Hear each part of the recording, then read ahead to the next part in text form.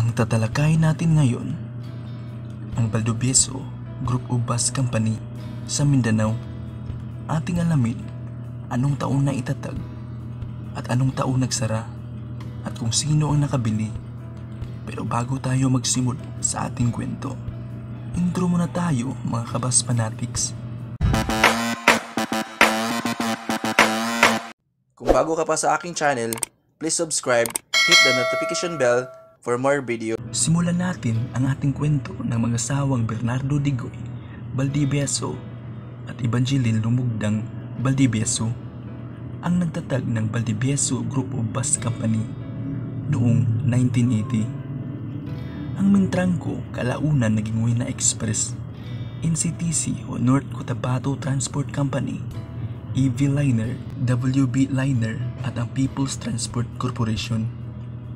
Ang unang pangalan ng kumpanya ay Mintrangco bago naging Wina Express.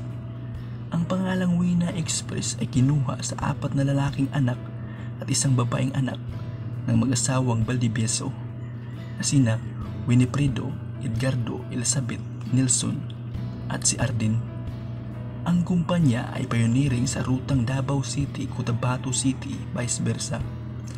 Ang kumpanya ay mayroong sister bus company, ang People's Transport Corporation, na parehong ruta ang kanilang tinatahak. Sa kalagitnaan ng 2002 to 2008, ang kumpanya ay naranasang bumbahin ang kanilang mga bus units at ang kanilang bus terminal ng mga rebuilding grupo. Dahil dito, ang kumpanya ay naranasang ang financial problem o ang pagkalugi. Sa taong 2007, ang may-ari ng kumpanya na si Bernardo Digoy Valdivieso ay inanunsyo ang pagbinta sa kanyang bus company at naghanap ito ng potential buyer.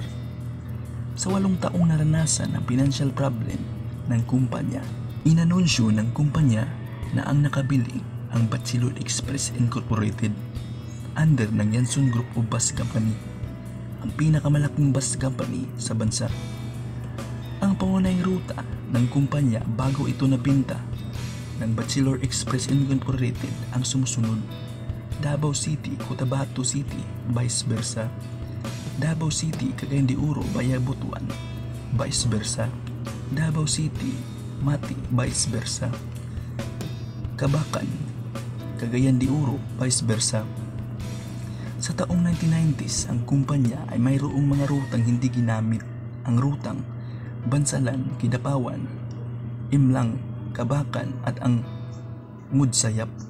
Ang Wina Express ang pinakaunang provincial bus company sa Mindanao na gumagamit ng diesel Eurobody sa taong 1993. Sa taong 2001, ang kumpanya ang pinakaunang bus company sa Mindanao na gumagamit ng ordinary bus at air-conditioned bus na galing sa Hino, GOHC-TK, RK1 GST. Ang bus fleet evolution ng kumpanya ay binubuo ng ordinary bus at air-conditioned bus na galing sa Nissan Diesel, Hino, Isuzu, Daewoo at ng Golden Dragon.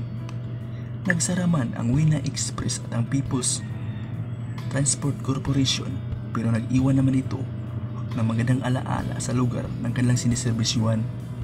At bago nagsara ang kumpanya ay naging isang dominanting bus company sa kanyang panahon.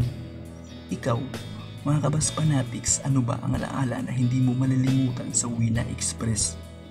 Ang Wina Express na ngayon ay Mindanao Star na under ng Yanson Group of Bus Company, ang pinakamalaking bus company sa bansa. At yan ang kwento ng Valdivieso Group of Bus Company. Hanggang dito na lang, hanggang sa susunod nating mga video.